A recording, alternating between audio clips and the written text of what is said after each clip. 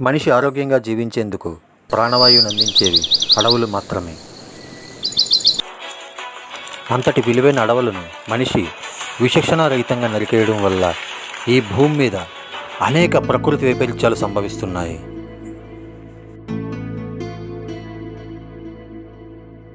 మనం ప్రకృతిని కాపాడుకోవాలంటే ప్రతి ఒక్కరూ మొక్కలు నాటాలి. ముఖ్యంగా సీడ్ బాల్ ప్లాంటింగ్ చేయాలి.